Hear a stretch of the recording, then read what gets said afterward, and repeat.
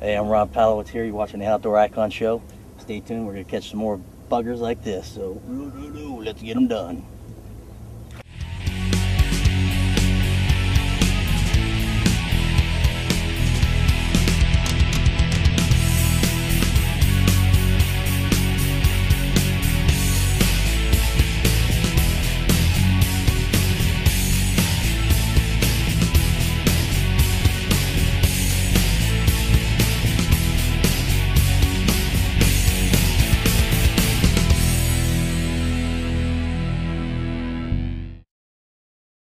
We grew up, reading the Fish and Field report put on by the Hennigers and watching Jerry Blinsley, way back when we were a little kid, and we get the reports of where the fish are biting and where to see wildlife, and we get our dads, hey, we got to go here, we got to go there, and we realized there was a big need for that here in the Mahoning Valley.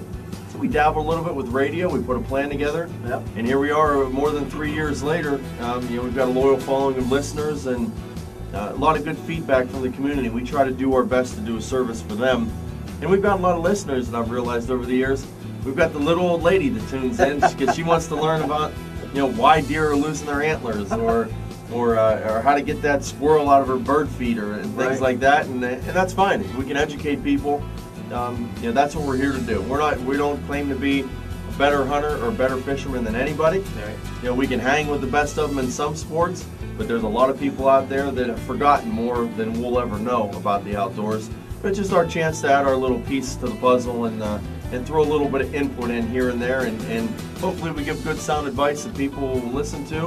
And if they get a kid outdoors fishing on a weekend, or they pass on one of our tips or one of our stories that we talked about on the radio or television, they pass it on to a guy at work and he learns from it, then we've done our job. And then, just all the celebrities that we end up interviewing for the show. The show's about outdoor icons. So someone that's an icon to you, maybe your dad, maybe your grandpa, a big brother or something. Everyone needs an icon. Maybe the guy on the pitching mound, or maybe the guy you listen to on the radio.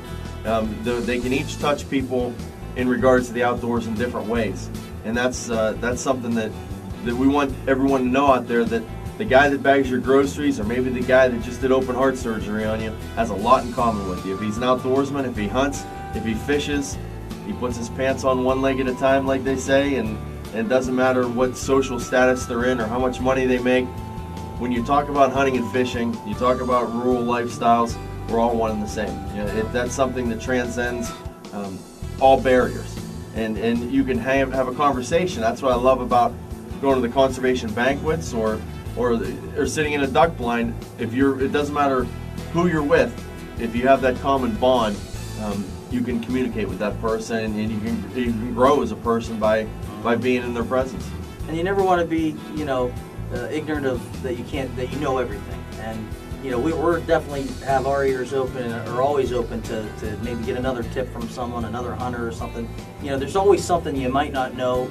And like Denny said, we're not saying we're better than anyone else.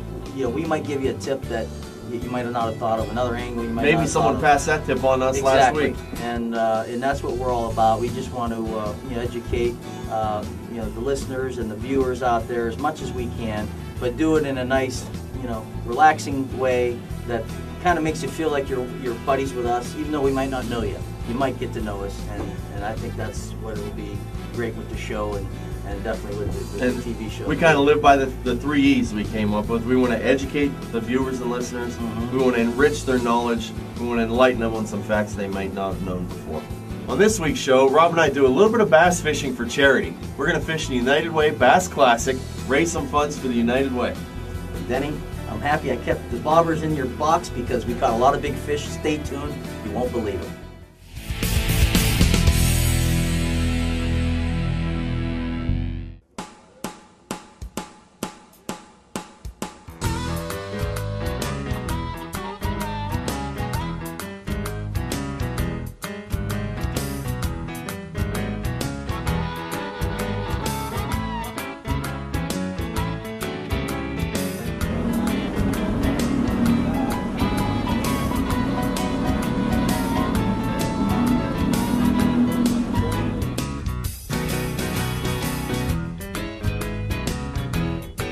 We're out at the United Way Bass Classic at Evans Lake, Southern Mahoning County.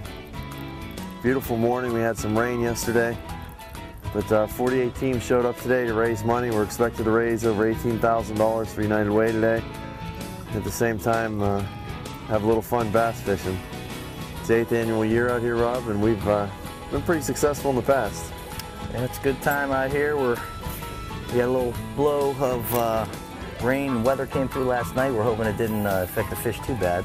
Looks like it did so far. Yeah, we got a little, not so much luck, Joe. We had a couple bumps here. They're just not really taking it hard. They just seem to be, you know, mouthing it or bumping it and not taking it like they were in the pre-fish day, like a week or so before. So we're just gonna keep at it. We got a weed bed here we're working, and it's, you know, post-spawn. Fish are all done with their duties, and the big females be recovering, looking for something to snack on these weed edges, and that's pretty much what we'll be focusing on, and hopefully get them to turn on here in a little bit. It's first light, and I'm trying a little top water, going old school with a tiny torpedo. Oh, I just had a swirl on it. Get on it. Come on. There we go. We got him. Fish on. Dad, get the net. Nice one. Hurry up, get the net. Oh, I'm gonna get him. I got him. Oh yeah, nice fish, nice fish. All right. We got our first one, and he just came off. I didn't even have to touch him. How about that? I'm still gonna get fishing because it's nice to grab a bass. Not bad, healthy fish. We need to get a few more of these guys. Got a little scar here. Got something happening. Something tried to eat him maybe. But thanks, buddy. Got some geese coming in maybe. As far as those geese are still flying. Yeah, Ben, why don't you go into that a little bit? What's going to be happening with those geese right now? Usually right around the first week of June, geese will molt, and they all molt at the same time. What that is, they replace last year's feathers with all new feathers. They lose them all at the same time for strength and numbers, so when they're flightless for about a 3-week period, strength and numbers keeps the predators from getting them. And you'll see geese around a pond and all of a sudden just feathers everywhere. And then they'll go 2 to 3 weeks where they're walking everywhere instead of flying. The molt happens with geese all at the same time, whereas with ducks they'll lose a feather at a time, so they're never during a flightless period like the Canada geese are. Bait's all right, knot's okay, line's okay. We're ready to roll. Big one. Then get the net. Get the net. We got a big fish here. We got a nice one. Come on, keep that on there. Oh, we got a nice one. All right, we got it. Beautiful. That's what it's all about, baby. Boy, I wasn't even looking, and he came in there. Luckily, gotta watch those trebles too. He's a little smaller than I thought he was. You know, you get those first initial feelings that he's a pig. Well, you're a fisherman. Your first instinct's to lie anyway. Yep. They're just barely. I tell you what, they're just barely getting it though. I mean, he almost missed this. He almost missed this bait. It's in the side of his jaw. And I think luckily I got him in a meaty part though. Right now, the bass will be feeding on bait fish. Just as the batch have hatched, so the small perch have hatched. Baby bluegills are getting to that point where they're edible. They can always, they'll always fall for a frog or a salamander, but right now they're cruising for meat. So we're trying. Rob over there is trying to look like some type of topwater, possibly a frog or an injured fish trying to get away. And with the fluke that I'm using, same thing. It's looking like a little bait fish, and the way it darts back and forth, side to side, shows its kind of weakness. When you see schools of bait fish, you'll notice one will turn, they all turn together, and it's strength in numbers. When one of them strays from the pack, wham, that's when he's lunch. So we're trying to look like that one that strayed from the pack.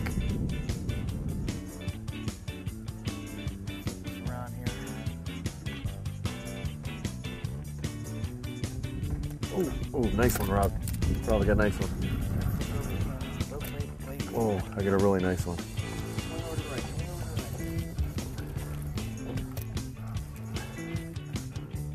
Got him? Yep.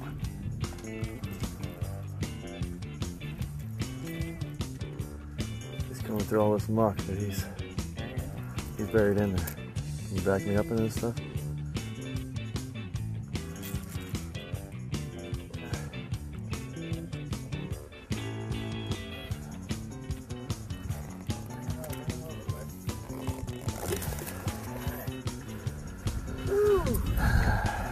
That's a big one of the day so far. Big sagging belly, that's the female we're talking about right there.